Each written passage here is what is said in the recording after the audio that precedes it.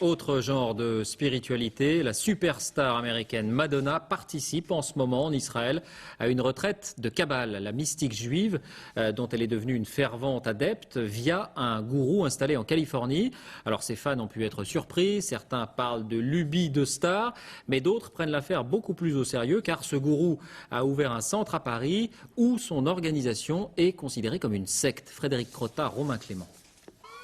Pas vraiment inaperçu l'arrivée de Madonna en Israël, où la superstar est venue passer les fêtes du Nouvel An juif. Une nouvelle année avec une nouvelle identité. Madonna, bien que toujours catholique, se fait appeler aujourd'hui Esther.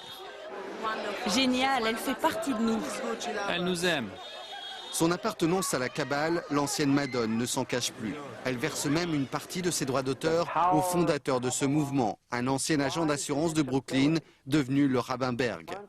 Inspiré de textes ésotériques du Moyen-Âge, la Kabbale, version 2004, attire de nombreuses stars, de Britney Spears à Bruce Willis, en passant par Demi Moore.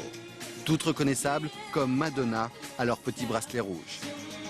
Simple mouvement spirituel ou secte, ce qui est sûr, c'est qu'en France, il existe un centre de la Kabbale. En décembre dernier, une caméra obtenait le droit d'assister à une opération portes ouvertes. Conférences et ventes de produits divers, dont cette eau miraculeuse, une eau adoptée par une célèbre animatrice de télé qui, depuis, affirme être sortie du mouvement.